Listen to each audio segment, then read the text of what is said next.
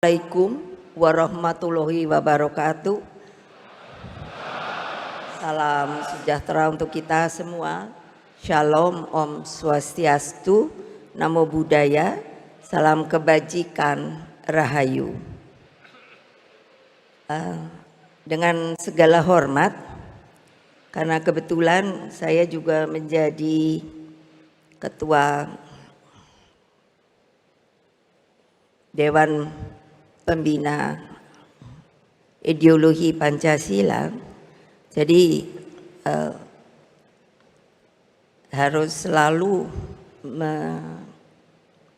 mensosialisasikan, yaitu yang telah disetujui, selalu mengucapkan kalau saya begini seharusnya berdiri, tetapi juga tetap saja untuk duduk.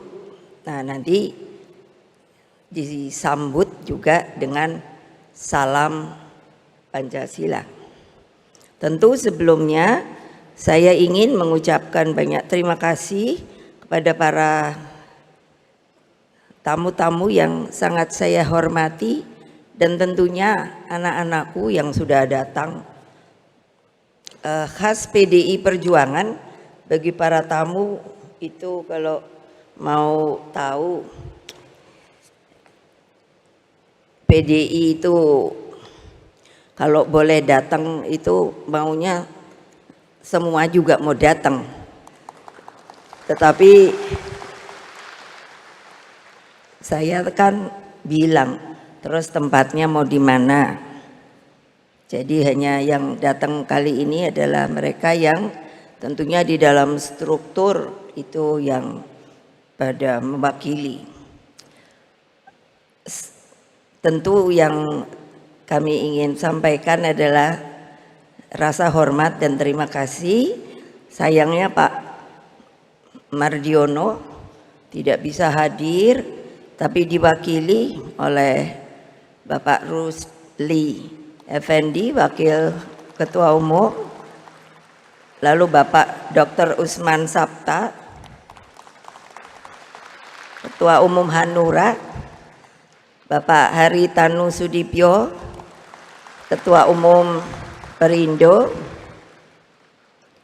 Lalu saya harus mengatakan, karena saya waktu mereka bertiga itu minta pada saya, kalau kami yang lucu bilangnya begini, Ibu, kalau kami koalisi enggak bisa.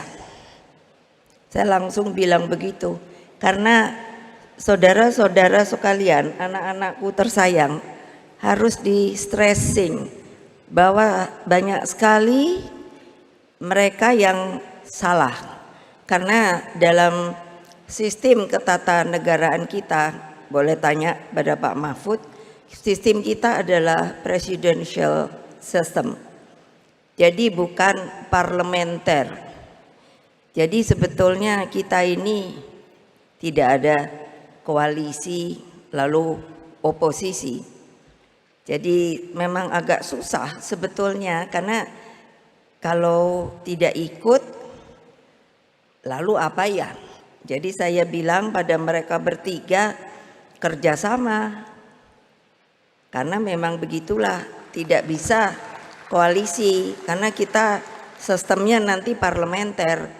Oleh sebab itu saya mohon dengan segala hormat saya, dari kalangan pers juga harusnya memberikan sebuah pembelajaran masukan yang benar daripada sistem kenegaraan kita. Lalu kalau ada yang bertanya pada saya, kalau tidak ikut, tidak ini, ya itu ada artinya ya tidak ada bersama-sama. Jadi semua pada diam. Nah, itu yang saya ingin stressing. Beliau bertiga, dan setelah pemilu pileg presiden, beliau juga bertiga Tiga mengatakan pada saya, karena saya juga bertanya bahwa ini pileg pilpres sudah dinyatakan selesai, tetapi tentu saya ingin menanyakan Bapak bertiga bagaimana? Saya masih terus mau ikut sama PDI Perjuangan. Untuk itu saya tentunya sangat berbesar hati dan mengucapkan beribu-ribu terima kasih, karena sebetulnya harusnya begitulah tata krama yang namanya di negara kita ini. Lalu ada seorang senior partai, sudah lama enggak pernah muncul. Partainya dulu kami itu PNI, itu kakak saya. Dulu kami kuliahnya di Bandung. Saya di Pajajaran, kakak saya di ITB. Tapi akibat tahun 65 saya enggak tahu kenapa kita terus enggak boleh kuliah. Jadi kakak saya itu Bapak Guntur Soekarno Putra. Sekarang mulai tambah cerewet. Kenapa? Karena dari dulu saya suka bilang pada beliau, saya bilang mentang-mentang sudah kader inti. Kalau dulu di PNI ada kaderisasi dan yang paling tinggi adalah kader inti. Tapi saya masih keroco. Jadi selalu mesti begini, mesti begitu. Lalu saya bilang, nanti saya lebih dari kamu. Sorry. Lalu dari Badan Pembinaan Ideologi Pancasila selalu dengan penuh semangat, terima kasih sekali Pak Jenderal Purnawirawan Bapak Tri Sutrisno.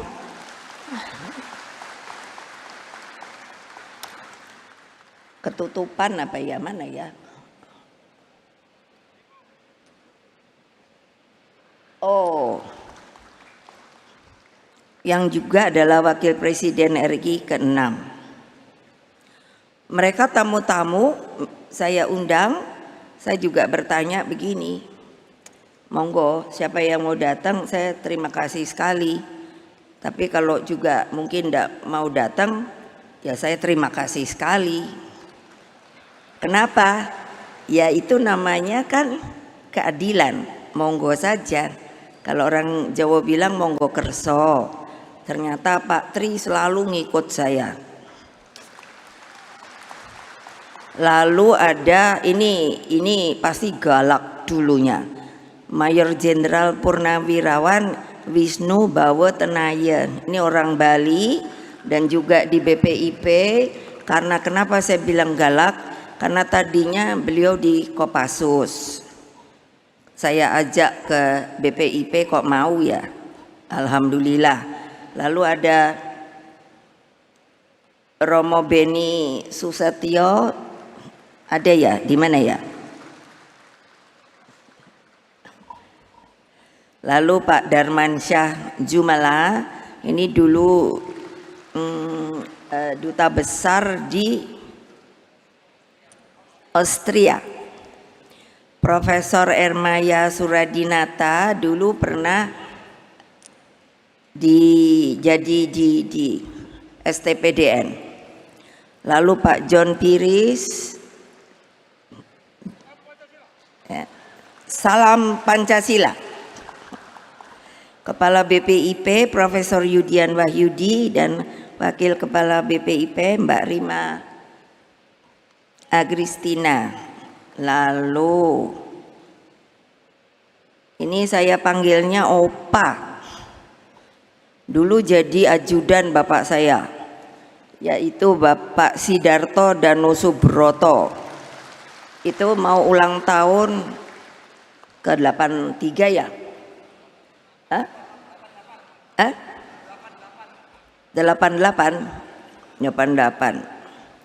Terus ada Pak Yan Farid, dulu juga jadi ketua umum P3. Sama P3 itu kan dulu waktu PDI itu suka bareng-bareng. Saya sedih sekali ini, kenapa kok P3 tidak bisa masuk? Tapi enggak usah khawatir Pak, nanti menang lagi kok.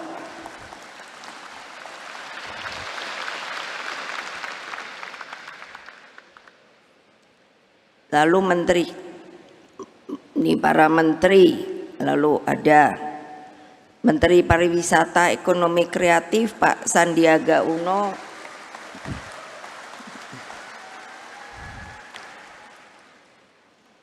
Teten Mas Duki, Menteri Koperasi dan Usaha Kecil Menengah, para menteri dan pejabat setingkat menteri dari PDI Perjuangan, ada Bapak Pramono Anung, Mbak Risma, Tri Risma Harini, Menteri Sosial, Profesor Yasona Laoli, Hukum, Ibu Bintang Puspayoga, Perempuan dan Anak, Pak Azwar Anas,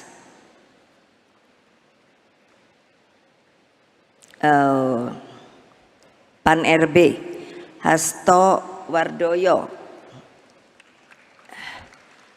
BKKBN. Ibu-ibu senang sama beliau ya, karena beliau ini ngurusi keluarga berencana dan stunting. Dan yang terakhir Hendrar Prihadi, saya suka lupa, susah banget ininya. Jadi, dan tentunya tidak akan lupa, yaitu banyak sekali juga para tokoh masyarakat sipil, pers, para purnawirawan TNI Polri. Ada Pak Andi Wijayanto, mana dia ya? Oh itu di sana. Pak Andi Wijayanto itu putranya Pak Theo Safei. Dulu ada di PDI sampai PDI Perjuangan. Terus ada Pak Andika Perkasa.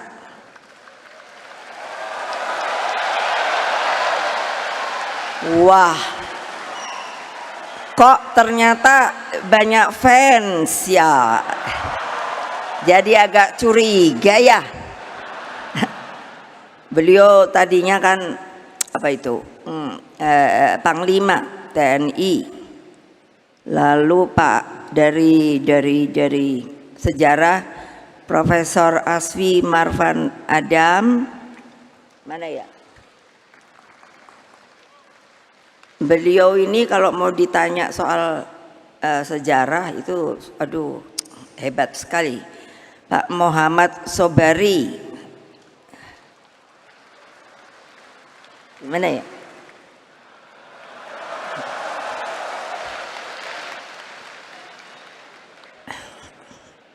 Udah ini saya bilang jangan kolusi ya. Sudah bolak-balik maunya ikut ke BPIP Pak Muhammad Sobari ini. Tapi saya suka kalau beliau masuk karena orangnya sangat apa ya, matang dan tegas. Lalu Pak Rudi S. Kamberi, Petrus Haryanto, dan aduh ini banyak sekali. Nah di ini mana ini? Terus kalau di kita ada Mbak Puan.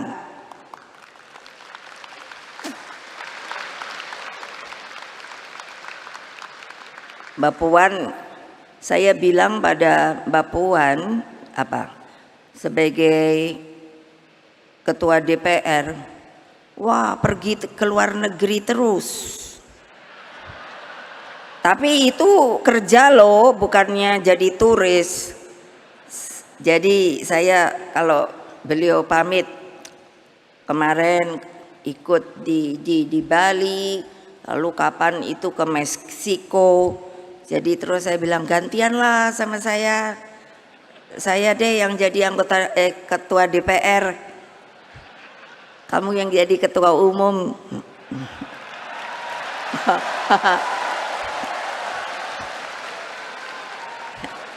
Lo enak-enak aja, masa saya yang disuruh nongkrong di sini. Terus keadaannya gonjang-ganjing nggak jelas.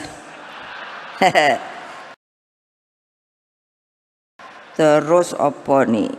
Dan tentunya seluruh jajaran DPP,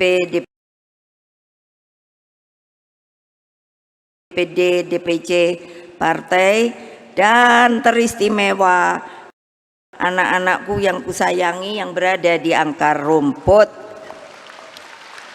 Satgas Partai, PAC, Ranting, anak ranting yang saya sangat-sangat cintai. Ada juga Mas Butet Kertarejasa, saya diundang ke pamerannya, padahal dia ngamuk-ngamuk. Tapi saya bilang, kamu tuh kan seniman ya, nggak usah ngamuk-ngamuk, kreasinya aja dibikin ngamuk-ngamuk. Lalu Pak Bambang Kesowo, mana ya? Mana? Nah itu Pak Bambang Kesowo dulu jadi sekretaris sekneknya saya. Lalu ada juga Pak Lukman Hakim Saifuddin, ini putranya Pak Saifuddin Zuhri. Dulu bapaknya Pak Saifuddin Zuhri itu salah satu menterinya Bung Karno, betul kan?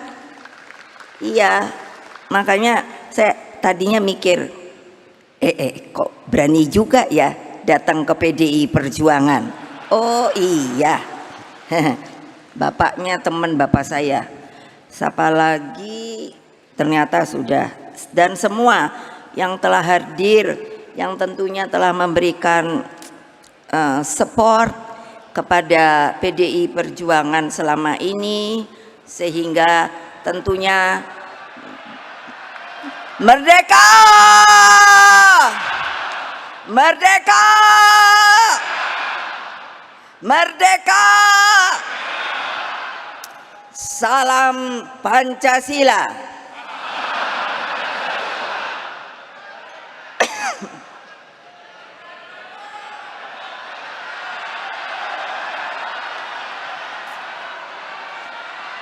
Opo?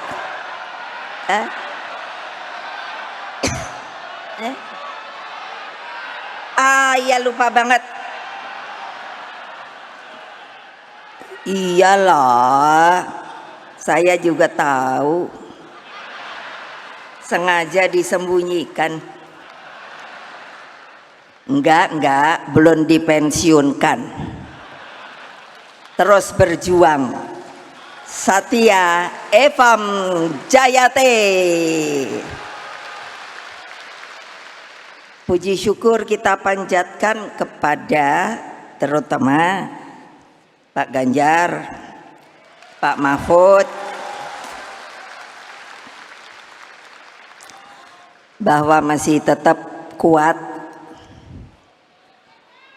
Ya dong, kalau berdua ini apa ya,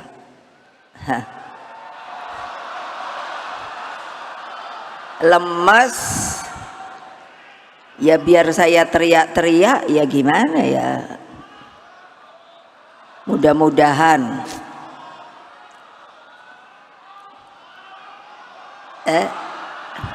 nggak dengar. Oh, ada juga yang masih diingat ya. Jadi waktu itu, Ibu, saya boleh nggak ketemu? Kenapa nggak boleh? Saya bilang gitu. Ada yang mau saya omongin. Wah, kok kayaknya ini sekali ya. Serius. Ya udah datang. Gitu. Ibu, saya mau pamit. Lo mau pamit kemana? Kan gitu toh. Oh saya mau pamit keluar. Saya pikir mau keluar negeri kan. Jadi saya hanya bilang kan, ya sana pergi oleh-oleh ya. Gitu. Tahu-tahu bukan ibu, saya mau keluar dari Pertamina. Loh, kok keluar dari Pertamina? Karena saya tidak sejalan sama bos saya. Terus saya bilang, ini bener loh, ntar wartawan jangan goreng-goreng loh. Ternyata kan bener ya. Saya kaget juga loh. Waduh, bagaimana nanti keluarganya ya? Saya nanya, gimana kalau nggak ada gaji? Sip bu, pokoknya semuanya beres. Oke, silakan. Nah sekarang terus nanya, saya boleh terus ikut di PDI Perjuangan? Sip. Keren nggak tuh? Makanya sebenarnya orang tuh mestinya senang sama PDI Perjuangan, tapi pada kenyataannya memang susah. Karena apa? Orang-orang yang berani di PDI Perjuangan tuh hanya orang yang mantap, tidak goyang-goyang, saudara-saudara. Saudara-saudara sekalian yang saya cintai, Rakernas kelima ini berlangsung di antara dua momentum historis yang sangat penting, yakni kebangkitan nasional dan lahirnya Pancasila. Kebangkitan nasional adalah daya inspiratif visioner tentang bagaimana paham kebangsaan tumbuh dan menggerakkan perjuangan kemerdekaan bangsa. Nah, tadi kan sudah dilihatkan bahwa loh, kok jangan lupa lah, kita ini ada sumbernya, yaitu Bung Karno. Suka tidak suka, kalau tidak dari mulut beliau, jangan pula saya dibilang, oh Ibu Mega itu anaknya. Loh ya iyalah, memangnya saya anak si Badu. Jadi apa? Kalau tidak ada proklamasi, nah gitu, mana mungkin kita bisa merdeka seperti sekarang ini. Makanya tadi ditunjukkan. Nah lalu kok saya dengar loh, kok ada yang bilang bahwa Bung Karno itu milik rakyat loh, bukan milik sementara. Nggak tahu ya sementaranya panjang nggak? Loh saya bilang, loh iyalah milik rakyat Indonesia seluruhnya. Dari Bayek juga miliknya Bung Karno. Siapa yang bilang bukan? Sedangkan Pancasila lahir sebagai ideologi yang menyatukan. Tadi juga kan Pancasila gitu. Pancasila adalah falsafah prinsip kehidupan berbangsa dan bernegara, dan ideologi geopolitik bangsa dalam membangun persaudaraan dunia. Saudara-saudara anggota kita di Rakernas yang saya cintai, begitu juga seluruh rakyat Indonesia dimanapun mereka berada. Rakernas 5 ini diawali dengan prosesi menyalakan api perjuangan nan tak kunjung padam. Karena begini, tadinya saya pikir ya, setelah sebetulnya belum selesai kan pileg pilpres itu, lah kok banyak orang menangis ya. Jadi bagaimana ya mengangkatnya kembali? Jadi saya bilang pada Pak Sekjen, sudah ingatkan aja, kita punya api perjuangan nan tak kunjung padam. Nah, api inilah yang menjadi sumber semangat dan cahaya terang di dalam menghadapi kegelapan demokrasi. Dengannya PDI Perjuangan terus memimpin pergerakan bangsa menuju cita-cita Indonesia Raya. Tadi juga kami perkenalkan kembali menyanyikan lagu Indonesia Raya 3 stansa. Kalau ternyata kalau kita mau meresapi luar biasa yang namanya Pak Wage Rudolf Supratman, bisa menguntaikan kata-kata yang mengimajinasikan bahwa Indonesia Raya itu seperti itu ternyata. Dengan api perjuangan ini kita sebagai partai pelopor selalu bersikap optimis karena besarnya kekuatan akar rumput yang menopang kita sebagai partai.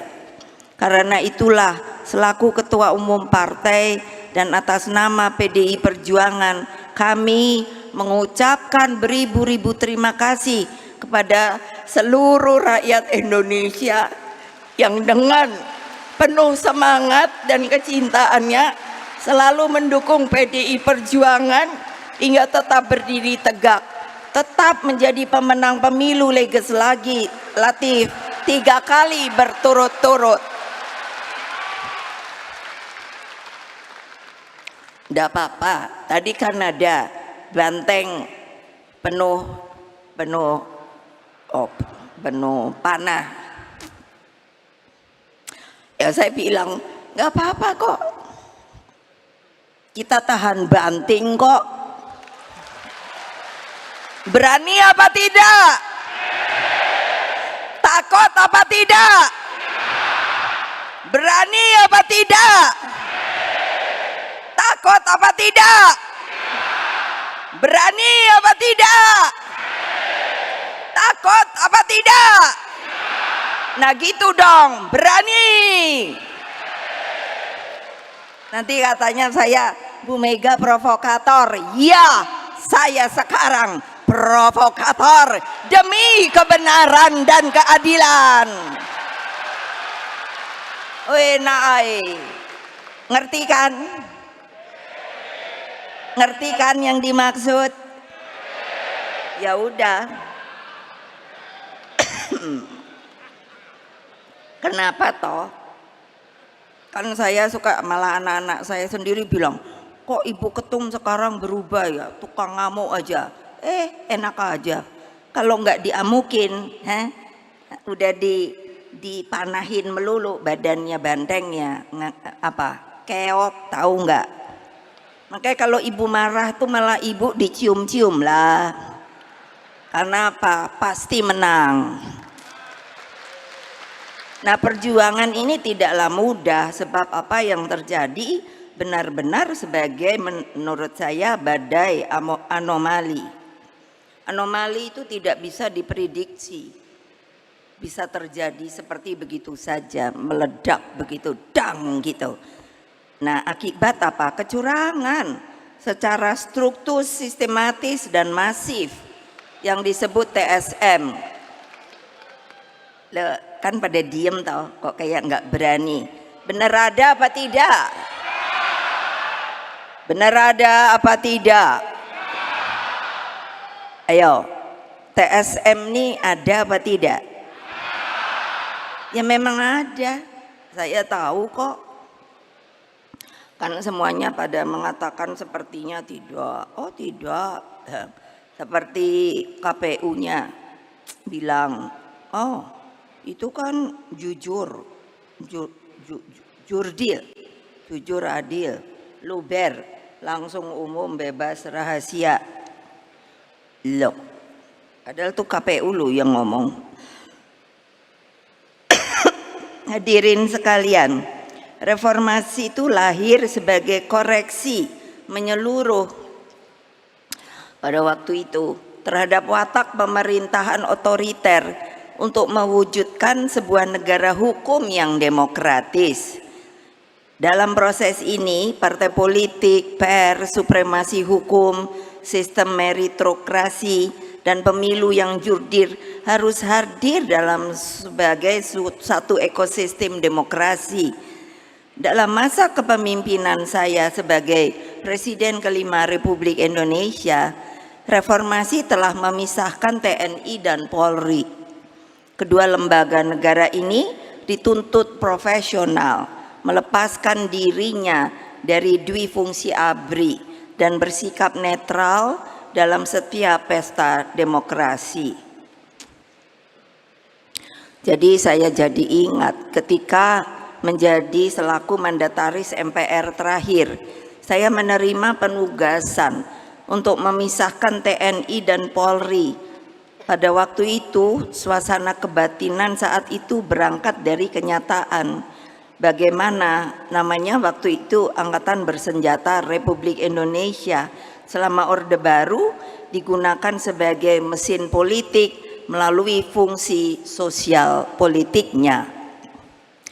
Pemisahan ini jangan lupa loh, ini keputusan MPR loh, tab MPR-nya ada.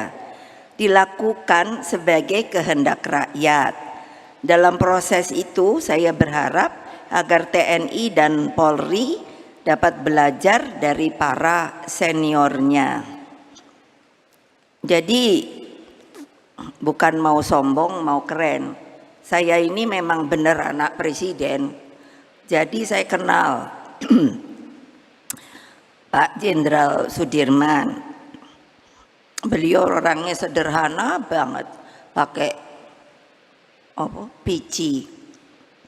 Padahal beliau kan sebenarnya guru loh, tapi diangkat oleh Bung Karno pada waktu itu menjadi Panglima Besar Jenderal Sudirman. Ada namanya Pak Urip Sumoharjo, Pak Gatot Subroto, dan lain-lain. 7 pahlawan revolusi, begitu loh. Menurut saya mereka orang yang punya karakter. Jadi saya kan suka lihat gitu. Saya apa ya yang setelah merdeka ini yang namanya TNI dan lain sebagainya. Makanya tadi ada Pak Andika. Nah itu saya suka bilang, saya panggilnya Dik gitu. Dik, yang namanya TNI ki ngopo kok kayak gini ya? Gimana sih? Ya nanti dah kita ngomong. Lalu Polri ada sumber keteladanan dari Pak Jenderal Hugeng. Pak Hugeng itu hidupnya sederhana, dia sahabat saya. Betul, rumahnya itu di jalan, sekarang ganti nama, dulu apa ya namanya? Jalan apa itu? Siapa yang tahu ya? Ya, betul, Jalan Madura. Sekarang jalan apa ya? Lupa saya. Saya sering ke rumahnya, karena apa? Putrinya sahabat saya. Jadi senang ngobrol dan lain sebagainya. Terus kenal sama ibunya. Beliau senangnya kan nyanyi Hawaiian. Terus sangat-sangat menurut saya, kapan polisi bisa seperti Pak Hugeng lagi ya? Betul. Nah, yang saya kaget adalah ketika beliau meninggal, jadi dengar dari putrinya, mereka pindah ke daerah selatan ya. Itu rumahnya itu rupanya masih milik polisi tadinya, rumahnya loh, yang di Jalan Madura itu. Yang lucunya, waktu saya tinggal di rumah ibu saya, itu di Kebayoran, Jalan Sriwijaya, kalau saya mau ke Jakarta itu suka berpapasan dengan Om Hugeng, saya panggil, itu pakaian lengkap polisi, jenderal, bintang, terus apa coba, naik sepeda. Saya kan jadi berhenti ya, Om ngapain kok mau ke kantor, kan kantornya di Jalan Trunojoyo. Om ngapain kok naik sepeda, orang pakaian jenderal, nanti diomongin orang loh. Ini namanya jenderal merakyat. Oh gitu ya, iya benar.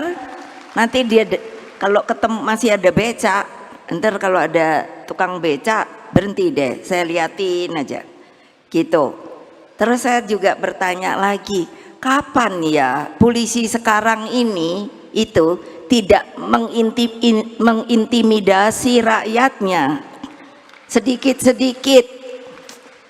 Kalau ini terus diintimidasi loh, terus nanti pasti ada yang, oh Ibu Mega fitnah. Enggak, Saya ngomong gitu aja.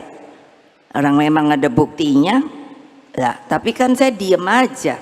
Tapi kan kita ini bukan rakyat Indonesia, warga negara Indonesia. Yes, partai kita ini Pak Mahfud sah apa tidak? Sah apa tidak? Nah sah kan? Lah kok kita di TSN, betul apa tidak? Ayo mikir. Lo ya lo. Jadi kan ini gonjang-ganjingnya ya anomali, no. Masa TNI Polri dibawa lagi ke politik praktis sebagaimana kita rasakan dalam Pilpres yang baru saja berlalu. Saya tuh sedihnya ya gitu, kok saya ini presiden ketika pemilu langsung pertama lo bertanggung jawab berhasil lo. Lo iya lo kok sekarang pemilunya langsung tapi kok jadi abu-abu gitu. Sudah direkayasa. Itu kurang apa lo? Semuanya berkata civil society, ahli hukum dan lain sebagainya. Kok sepertinya nggak ada yang akan bilang, oh ya betul, bukan begitu seharusnya. KPU-nya juga diam, Bawaslu-nya nggak ada suara. Jadi kan saya mikir, masa saya ndak boleh bersuara? Saya boleh dong bersuara. Katanya kita ini negara demokrasi, menjalankan demokratisasi. Untuk apa ada reformasi? Kalau reformasi sekarang menurut saya kok sepertinya hilang atau dalam sekejap. Dulu reformasi kan menempatkan nepotisme, kolusi dan korupsi itu sebagai musuh bersama. Dan oleh sebab itu lahirlah Komisi Pemberantasan Korupsi. Itu juga saya loh yang buat. Heran loh, yang barang bagus-bagus tapi sekarang dipergunakannya menjadi tidak bagus. Kenapa ya? Itu kesalahan siapa ya? Nah begitu loh, makanya aduh nih Mahkamah Konstitusi juga sama. Kenapa? Bisa diintervensi oleh kekuasaan. Nampak jelas melalui keputusan terhadap perkara nomor 90 yang menimbulkan begitu banyak antipati. Ambisi kekuasaan, sukses mematikan etika, moral, dan hati nurani hingga tumpang tindih kewenangannya dalam demokrasi yang sehat, terlebih dalam sistem politik dalam sebuah negara kesatuan yang berbentuk republik. Seharusnya hanya ada satu lembaga di tingkat nasional yang memiliki fungsi legislasi. Dengan demikian, setiap penambahan materi muatan dalam suatu undang-undang harus lahir melalui proses legislasi di DPR RI, bukan melalui judicial review di MK sebagaimana terjadi akhir-akhir ini. Ini ketua umum partai loh yang ngomong, bukannya Ibu Mega secara pribadi loh.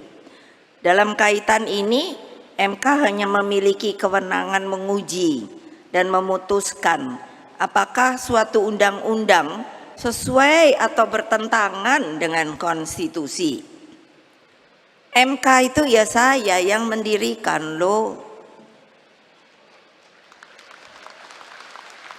Coba bayangkan, kok barang yang saya bikin itu digunakan tapi tidak dengan makin baik. Waktu saya presiden tuh banyak loh. Nanti kalau saya beberin semua, nanti ada yang bilang, oh Ibu Mega sombong banget. Enggak. Sampai waktu saya mendirikan, saya sangat ingat, saya minta dicarikan tempatnya. Wah, tahu-tahu mau nggak tahu di daerah mana. Saya bilang enggak, ini sebuah mahkamah konstitusi yang harus berwibawa. Hakim-hakimnya mesti punya karakter kenegarawanan sehingga dapat mengayomi seluruh hak-hak rakyat yang ada di dalam kedaulatan rakyat kita di yang namanya di negara kesatuan Republik Indonesia. Coba, makanya sampai saya cari-cari, akhirnya dapat keren tempatnya, yaitu yang saya bilang masuk di dalam ring 1 istana. Apa artinya? Dia adalah tempat yang harus dijaga. Ring 1 istana itu saya tahu adalah tempat-tempat yang memang harus dijaga.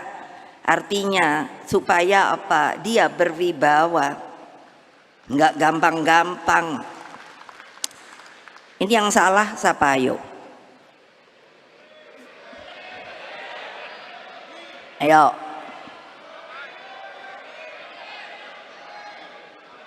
Mbok kalau jadi partai, katanya partai itu kita solid bergerak. Mbok kalau teriak tuh semua gitu tuh, what gitu loh. Kok kayaknya masih selalu goyang. Ya kalau siapa yang goyang udah deh, nggak usah jadi PDI Perjuangan dah. Lo betul loh. Kayak ini saya bilang sama Pak Hasto, kamu tahu nggak sih tarian poco-poco? Apa tuh Bu? Asik loh. Dulu saya sama Bung Karno suka nari poco-poco, tek gitu. Keren. Tapi terus saya bilang sama bapak saya, kenapa mundur maju ya Pak? Kok kamu sampai mikir begitu? Lah iya kan, maju mundur maju mundur gitu. Nggak usah mundur deh Pak, maju terus pantang mundur. Gawat deh Republik Indonesia ini. Ya saya sampai tidak ada lagi apa ya, hati yang bisa menjadi terbuka loh. Sampai nulis loh, sampai saya bilang seorang warga negara bernama Megawati Soekarno Putri, lalu dengan bagian dari pecinta pengadilan yang namanya amicus curiae, coba kurang apa ya, terus agar setiap ketukan palu hakim MK benar-benar menjadi palu emas bagi tegaknya konstitusi dan demokrasi, bukan palu godam kegelapan yang seperti terjadi saat ini. Ya diem aja tuh, nggak usah teriak merdeka deh. Sekarang mikirnya piye gini loh, supaya nggak kejadian gini lagi gitu loh. Ini nanti istilahnya itu bisa jadi replikasi. Replikasi apa? Oh kalau bisa begini seperti yang sekarang kejadian, oke. Makanya bisa nanti yang 5 tahun lagi dibegitukan lagi.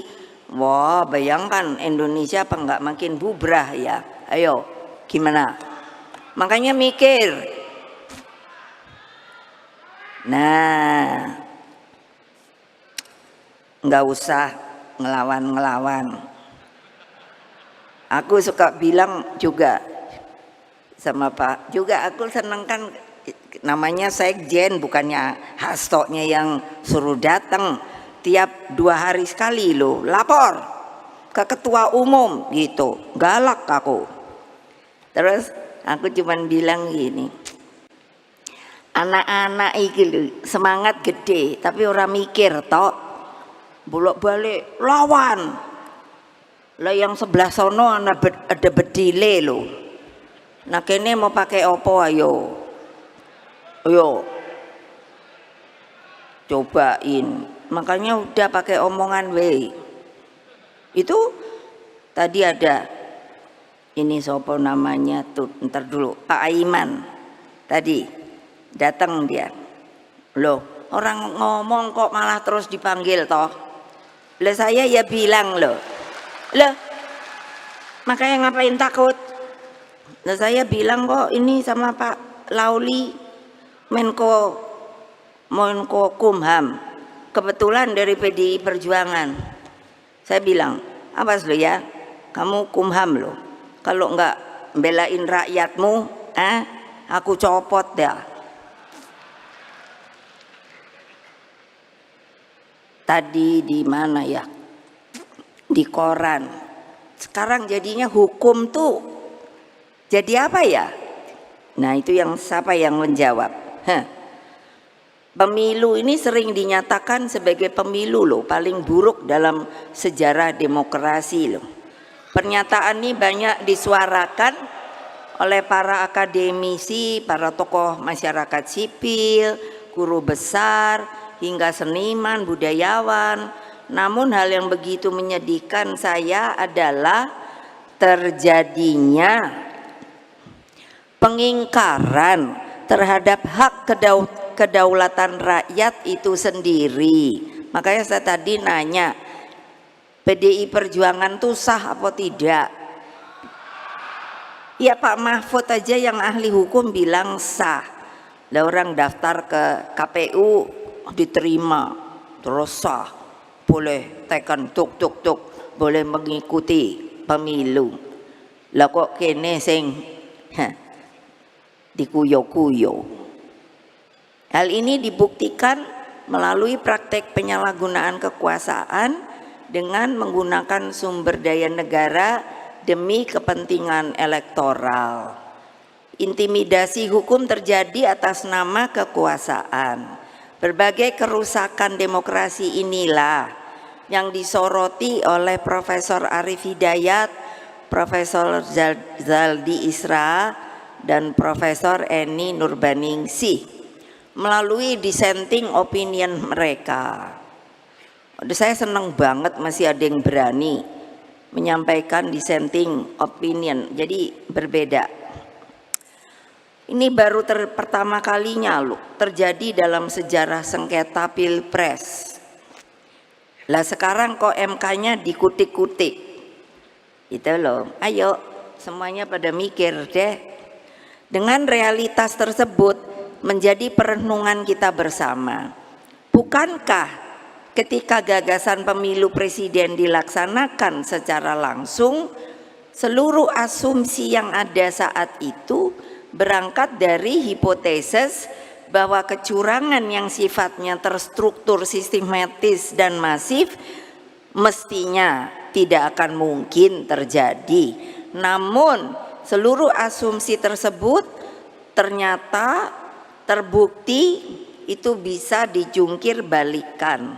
Itulah yang saya sebut kondisinya anomali. Orang nanti bisa saja berkata begini, kenapa kok hanya ibu sendiri sih yang repot ngomong-ngomong begini? Kenapa partai lain tidak? Ya, saya bilang, oh itu bukan urusan saya, tapi saya sebagai seorang warga negara yang mempunyai hak, maka saya tadi nanya, apakah ada hak? Ada. Saya termasuk yang warga negara yang berada di dalam kedaulatan rakyat tadi. Nah, dengan demikian mau diapakan sekarang? Karena kita adalah organisasi partai politik. Organisasi partai politik itu beda dengan organisasi lainnya yang seharusnya memberikan pembelajaran, pengetahuan. Makanya kalau saya marah, kamu harus turun ke bawah, bertemu dengan akar rumput, bonding dengan dia, mengajarkan hak-hak dia, lalu kamu harus melihatkan kepada dia apa artinya kekuasaan di tangan rakyat itu. Makanya lah kok pada diem ya saya ngomong aja dah sebagai warga bangsa kalau ini karena apa, saya nggak terima bagian daripada warga negara Indonesia yang berada di dalam sebuah organisasi politik yang bernama Partai Demokrasi Indonesia Perjuangan. Mengapa dibedakan dengan lainnya? Sepertinya kita ini orang yang bukan warga negara Indonesia, dibuat dengan cara-cara sistematis, terukur dan masif untuk bisa hanya sebenarnya secara prosedural dan formal.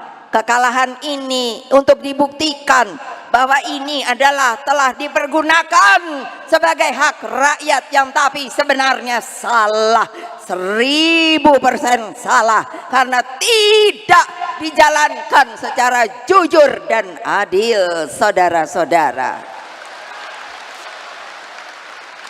Lah kenapa sih mbok biarin aja gitu loh, ya tanding wae ngono lho, kok pakai aduh. Kalau saya lihatnya gila deh.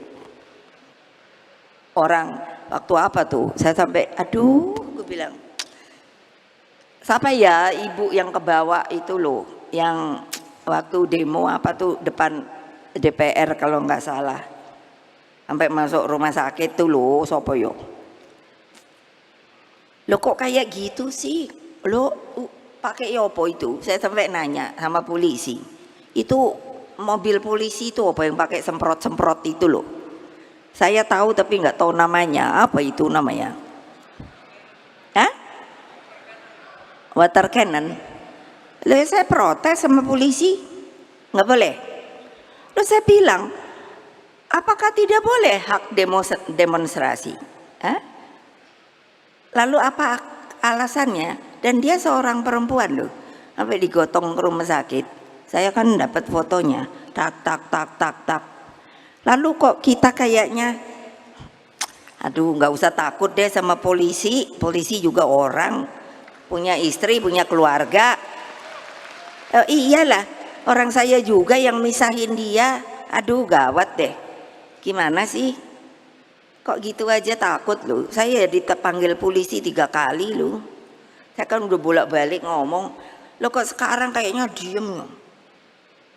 Saya ketawa sendiri. Ini yang salah benernya polisinya atau kitanya nih, sampai takut mau polisi doang. Jadi kan ini kebalik-balik kan republik ini. Coba tahu. Ayo, saya mau nanya, ini ada Mbak Puan. Yang jadikan polisi itu sopo? Keputusannya ada di mana? Ayo, nggak ada yang tahu. Tuh ada jauh di mana tuh ngomong DPR. Loh iya loh, DPR itu apa toh? Dewan Perwakilan Rakyat loh. Loh kok kayaknya terus udah gitu. Dewan Perwakilan Rakyat Republik Indonesia. Kok udah gitu bagiannya bolak-balik. Sampai saya tuh mikir loh, ini mau diapain sih republik ini? Gitu loh. Kalau nggak ada yang cocok sama saya juga nggak apa-apa. Terus rakyatku yang kucintai, coba berpikir secara jernih, arif, bijaksana. Terjadinya anomali demokrasi secara gamblang dijelaskan oleh Dr. Sukidi, seorang pemikir kebinekaan yang disegani. Sosok cendekiawan ini menjelaskan fenomena kepemimpinan paradoks yang memadukan populisme dan Machiavelli, hingga lahirlah watak pemimpin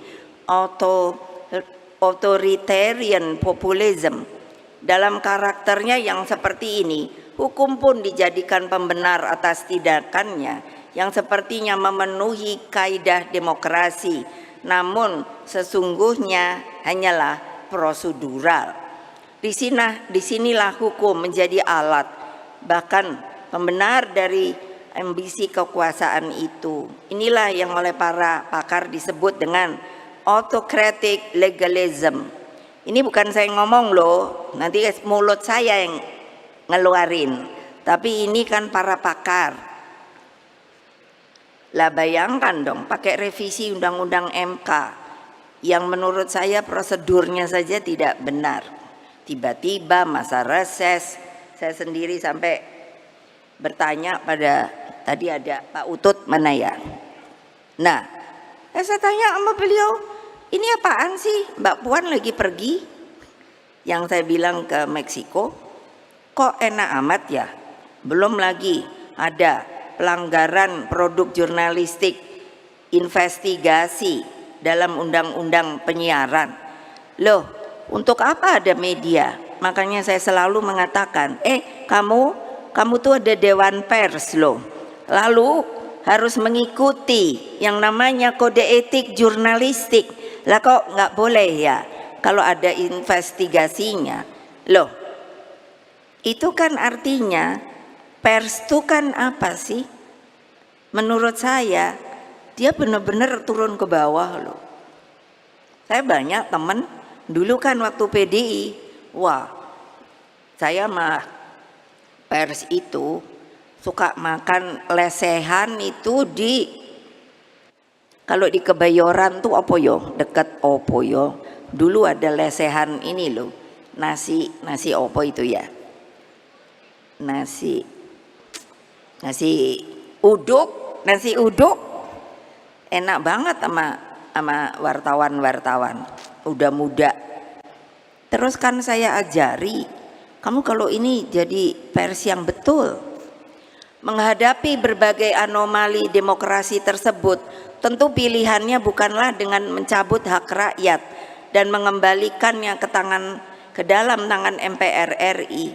Pilihan yang lebih bijak adalah percaya pada adagium Vox Populi Vox Dei, bahwa suara rakyat adalah suara Tuhan, bahwa suara rakyat adalah suara Allah Subhanahu wa Ta'ala. Adagium ini juga diyakini bekerja dalam peribahasa, siapa menabur angin akan menuai badai.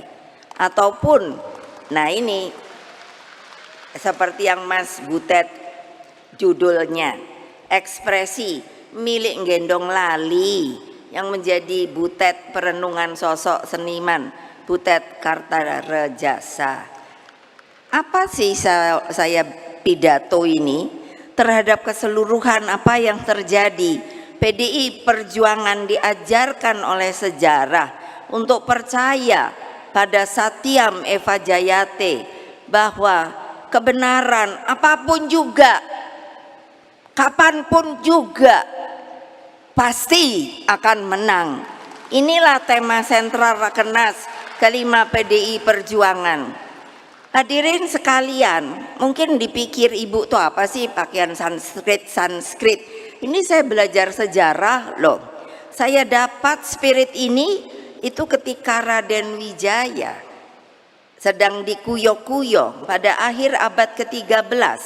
Ternyata pejangan itu diberikan oleh seseorang, kamu jangan putus asa. Bung Karno mengajarkan kepada kita bahwa kita harus punya yang namanya kesabaran revolusioner, bahwa kita terus bergerak, solid bergerak, terus maju terus, tidak pantang mundur. Untuk apa? Mencapai kemenangan. Untuk apa? Supaya rakyat bisa menjadi benar-benar mempunyai kedaulatan rakyatnya. Itulah tugas dari partai kita, PDI Perjuangan, saudara-saudara. Siapa yang tidak setuju, angkat tangan.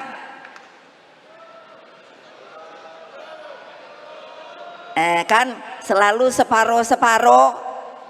Siapa yang tidak setuju, angkat tangan. Apa artinya? Kalau nggak setuju, sebagai ketua umum di sini saya mengatakan, keluar kamu. Tidak perlu ikut dengan partai kami, karena partai kami adalah partai yang mempunyai keteguhan dan kesabaran yang luar biasa. Siapa yang nggak mau ngikut? Ya iyalah, udahlah, nggak usah zona nyaman melulu.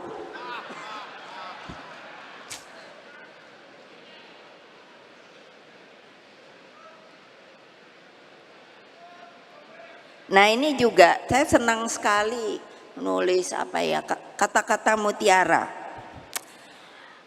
Lah berarti bukan Raden Wijaya saja loh yang ngomong seperti ini. Iya, ini pesan politik kebenaran yang juga dapat diambil dari keteladanan Nabi Muhammad Sallallahu Alaihi Wasallam. Apa coba? Beliau mempunyai seorang teman, sahabat. Terus menurut ceritanya itu yang saya baca, dia hidup paling miskin namun sangat berbahagia, yakni Abu Dzar Al-Ghifari. Rasulullah berpesan, kulil haqqa walau kanna muran. Apa artinya? Sampaikan kebenaran apapun meskipun itu pahit, kamu tetap akan bahagia. Coba bayangkan, itu Nabi kita loh. Jadi jangan tidak percaya bahwa kebenaran itu ada, dan kebenaran itulah yang paling suci. Nah ini lagi ada, siapa yang ngomong itu? Zenit. Bilang apa? Kebenaran itu pasti suci di atas segalanya. Wah saya senengnya banget. Aduh. Apa yang saya omongkan pasti benar. Jadi mereka itu yang gak keruan-keruan itu pasti akan nanti terbakar oleh kebenaran yang nanti ada dari api Merapen yang kita ambil untuk menunjukkan bahwa ada api abadi yang membawa kebenaran, bahwa yang tidak benar itu akan terbakar. Keren kan? Keren. Iya, karena nggak ada yang berani ngomong kayak gini. Ya udah, mulutnya ibu aja yang ngomong. Alah iyalah. Nah gini, Siddhartha Gautama, ada 3 hal yang tidak bisa disembunyikan. Keren deh. Apa? Matahari, bulan, dan kebenaran. Aduh seneng banget aku dengerin kayak gini-gini. Jadi kebenaran dalam politik inilah jalan terhormat yang kita pilih. Kita tidak pernah bergeser dalam keyakinan ideologis, termasuk keteguhan dalam menjaga konstitusi. Meski tubuh banteng moncong putih ini terluka di sana sini, tapi aumannya, gerangannya tetap terdengar ke seluruh Indonesia. Merdeka! Lihat kan ya, keren nggak? Ada aja. Makanya kalau udah nggak mau ikut PDI Perjuangan, out. Lo iya lo, kita nih tahan banting. Kenapa?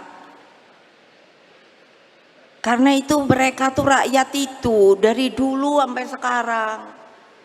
Bu, kalau saya waktu anggota DPR, Bu, kapan ya Bu? Kan di Jawa Tengah. Jadi saya juga bisa bahasa Jawa kan. Bu, kapan Bu? Gusti Allah niku maringi Ratu Adil nggih. Lah nopo Pak? Ratu Adil tuh orang yang betul ngayomi, memberikan keadilan kesejahteraan bagi mereka. Nah jadi apa? Lah saya bilang, iku percaya pora karo Gusti Allah? Inggih. Lah tapi kok nggak datang ya? Ora. Engko teko. Yakin? Nggih. Yakin? Nggih. Yakin? Nggih. Hakul yakin. Hakul yakin. Wah dia tepuk tangan coba. Gila dah. Itu kalau turun ke bawah, tahu nggak? Kalau ke akar rumput, siapa yang nggak turun ke bawah? Angkat tangan. Nah semuanya pasti nggak berani. Padahal ibu tahu siapa yang nggak turun ke bawah. Udah bilang sama Hasto, ini mestinya yang nggak turun ke bawah ini pecatin aja toh. Masih banyak mereka yang mau ikut sama PDI Perjuangan. Aduh. Nah ini bayangin Pak Dr. Sindunata, Aku baca aja, hebat banget.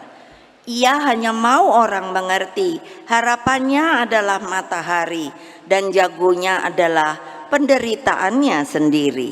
Ia percaya ratu adilnya tak lain hanyalah manunggalnya penderitaan dan harapan.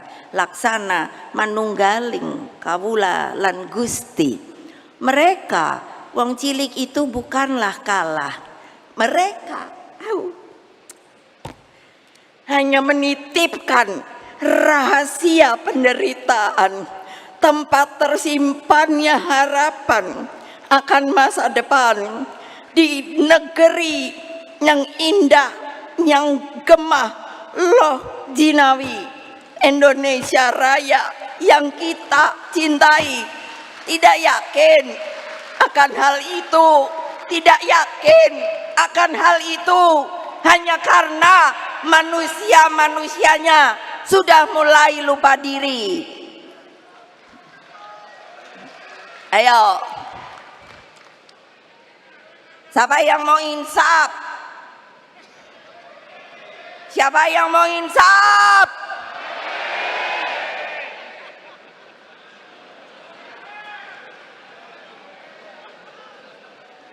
Saudara-saudara sekalian, rakyat Indonesia yang saya cintai dan banggakan dengan tulus, ikhlas, sudah menjadi tugas sejarah kita untuk tidak pernah berhenti berjuang, mengangkat harkat dan martabat para petani, buruh, dan nelayan. Ini bukan hanya slogan, namun benar-benar menjadi basis keperpihakan partai. Saudara-saudara tahu enggak sih bahwa apa? Para petani kita, itu mbok pergi deh, temuin deh, bahwa apa? Mereka itu sekarang karena nggak merasa anak-anak mudanya tidak bisa memberi harapan kehidupan, maka nggak ada loh, mulai berkurang yang mau jadi petani. Yang ada adalah tua-tua. Lalu bagaimana kalau nggak ada makanan? Karena nggak ada yang mau membuat, yaitu pertanian dan lain sebagainya. Apa mau impor terus? Padahal importnya juga, negara pengimportnya itu bukannya juga nanti mikir, wah nanti kalau kekurangan gimana dong, gitu loh. Namun pengalaman juga mengajarkan bahwa sebagai partai politik kita tidak bisa luput dari kekurangan, terlebih ketika kita berada di pusat kekuasaan. 9 tahun telah dilalui dengan berbagai dinamika politik. Begitu banyak tarik-menarik kepentingan terjadi. Bahkan jabatan menteri pun yang ibu dengar nih sekarang ini sudah mulai pada rebutan deh. Ketika menghadapi krisis multidimensi, saya lebih memilih membentuk kabinet yang ramping dengan jumlah menteri 33, tapi bersifat apa? Zakon kabinet, kabinetnya yang profesional. Jadi benar, the right man in the right place.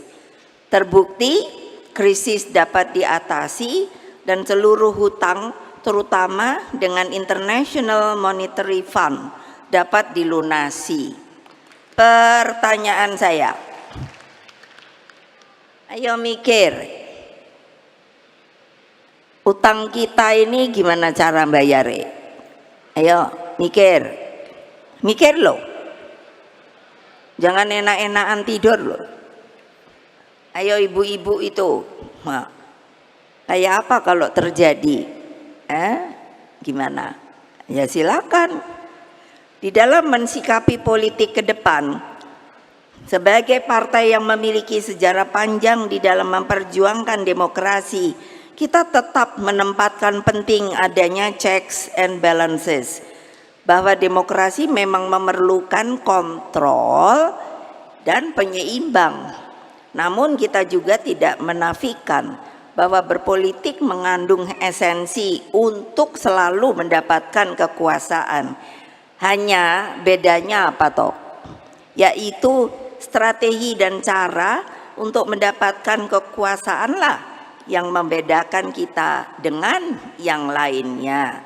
Dalam menghadapi tantangan yang tidak mudah ke depan, demokrasi semakin memerlukan penopang masyarakat sipil yang kuat, pers yang handal, jangan lagi suka bully-bully, aduh pusing. Lalu bebas tapi terukur, bukannya bebas liberalism, bebas terukur, termaktub dalam Pancasila, dan mengabdi pada upaya mencerdaskan kehidupan bangsa. Demokrasi juga memerlukan partai politik yang sehat dan berterlembaga, serta sistem hukum yang benar-benar berkeadilan. Lalu bagaimana sikap PDI Perjuangan terhadap pemerintahan ke depan? Tentu harus dicermati dengan seksama. Partai harus mendengarkan semua suara akar rumput, dari yang berteriak-teriak sampai sayup-sayup, dan terus berjuang bagi terlembaganya demokrasi yang sehat. Inilah bagian daripada skala prioritas kita di Rakernas kelima ini. Apa yang saya pikirkan saat ini lebih pada tanggung jawab agar berbagai persoalan yang berkaitan dengan perekonomian rakyat mendapat perhatian serius. Perekonomian jangan dipersempit hanya sebagai upaya mengundang investor. Perekonomian bersentuhan dengan hak rakyat untuk mendapatkan pekerjaan, penghidupan yang layak, ketersediaan pangan dengan harga yang terjangkau, dan bagaimana merancang jalan Indonesia yang tentunya dapat berdiri di atas kaki sendiri. Saya sebagai Ketua Dewan Pengarah yang namanya BRIN, Badan Riset Inovasi Nasional, bayangkan saudara-saudara sekalian, dalam setengah tahun saya dalam memerintahkan untuk melihat yang namanya tumbuhan kita, itu setengah tahun, 6 bulan, itu sudah masuk jumlahnya 2 jutaan lebih, dan ini mungkin akan terus dari lumut sampai pohon besar. Apakah itu bukan potensi bahwa kita sebenarnya benar dapat berdiri di atas kaki sendiri, mempergunakan kekuatan kita, bukan hanya menadahkan tangan kepada orang luar. Bukannya saya anti investor, tidak, tetapi kerjakan dulu yang ada di dalam negeri, baru kalau sekiranya kita tidak bisa, maka kita dengan harga diri dan terhormat meminta untuk teman-teman kita yang berada di dunia luar. Itu namanya apa? Kehormatan sebagai sebuah bangsa, saudara-saudara. Toh ini enggak. Apa sih bisa berdirinya tuh? Berdiri di atas kaki sendiri. Sudah saya bisa lihat kedaulatan pangan, energi, kesehatan, apalagi keuangan, hingga pendidikan yang mendorong loncatan kemajuan karena penguasaan pada ilmu pengetahuan, teknologi, dan kehandalan riset dan inovasi. Urusan pendidikan sekarang, saya aja ngelihat korannya aja pusing. Kenapa sih? Nggak ada apa hitungan bahwa kalau untuk anak-anak yang tidak berpunya, negara itu harus membiayai. Kenapa sih kok kayak enggak ada? Semuanya dimahalkan. Anak-anak kita yang akan menggantikan kita, terjadi regenerasi. Mengapa saya selalu marah untuk PDI Perjuangan menjadi partai pelopor? Karena saya berkeinginan sepanjang Indonesia Raya ini ada, yang telah diserahkan oleh para pendiri bangsa kepada kita, kita pun Partai Demokrasi Indonesia Perjuangan akan tetap ada untuk bisa juga abadi seperti negara Republik Indonesia yang kita cintai. Masa nggak terbakar ya? Kalau ngomong kayak gini nih, kayaknya hanya ala ibu ngomong begitu doang. Nggak ada namanya gerak di dalam jiwa kita bahwa itulah sebetulnya anugerah dari Allah Subhanahu wa Ta'ala, bahwa kita telah menjadi insan manusia warga negara dari sebuah negara terjajah menjadi negara yang merdeka dan berdaulat. Kok sekarang keadaannya baru mau 79 tahun merdeka, keadaannya baru yang namanya reformasi aja? Apakah harus ada reformasi? Ayo jawab. Ya, gimana sih? Apa sih yang kalian pikirkan? Gitu loh. Jadi apa?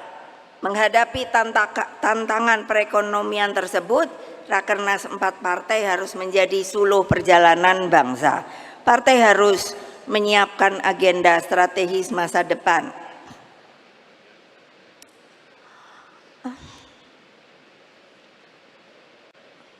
Namun pada saat bersamaan terus bergulat mencari solusi konkret atas berbagai persoalan saat ini. Lalu bagaimana ya? Ayo mikir. Siapa yang nggak mau mikir? Angkat tangan. Ya kan pasti nggak ada. Karena apa? Iya, kalau di depan ada ibu pada takut. Tapi kalau di belakang terus mulutnya begini, payah.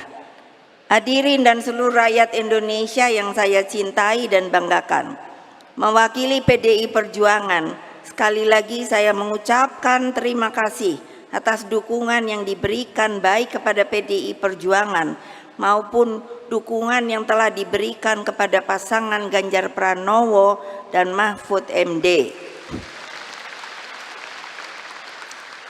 Kasihan loh, aku kan kalau sekarang ketemu orang nggak tahu tuh untuk menyenangkan atau sebetulnya nggak benar. Ibu, kenapa ya kok Pak Ganjar Pak Mahfud kalah ya?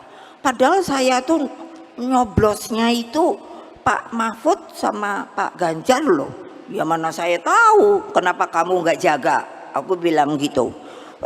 Orang rasanya juga sampai kita tungguin loh. Ya tanya sana sama yang bikin TSM. Terima kasih juga saya sampaikan kepada rekan seperjuangan dari Partai Persatuan Pembangunan, P3, Perindo, dan Hanura, serta seluruh relawan yang telah begitu setia berjuang.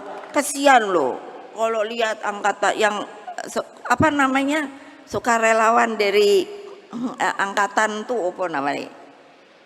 Atau Forum Penyelamat. Nah, Forum Penyelamat Reformasi dan Demokrasi. Saya kan ketemu, aduh semangatnya masih tinggi. Padahal udah mulai tua-tua kayak saya juga.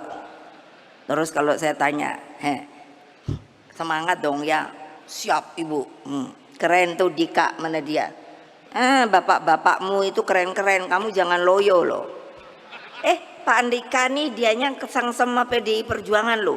Sekarang dianya KTA-nya PDI Perjuangan loh. Asal jangan balelo aja kapan-kapan ya. Biarin dah kedengeran omong semua nih. Ai gawat deh. Terus apa lagi nih ya? Udah tinggal satu lagi. Aduh, percayalah tidak ada perjuangan yang sia-sia. Bung Karno menegaskan, bapak saya itu kan senang banget teriak-teriak. Mungkin lama-lama saya juga kayak dia teriak-teriak melulu. Jadinya selalu kan kayak tadi itu kan, waduh kalau udah dengerin, tapi rakyatnya kok seneng ya. Jadi Bung Karno bilang, For fighting a nation, there is no journey ends. Bersatu kita teguh, bercerai kita runtuh. Habis gelap, terbitlah terang. Semoga Allah yang Maha Kuasa meridhoi perjuangan kita. Wassalamualaikum warahmatullahi wabarakatuh. Om Santi, Santi, Santi Om. Rahayu. Merdeka! Merdeka! Merdeka! Salam Pancasila. Kita pasti menang. Kita pasti menang. Kita pasti menang. Makasih.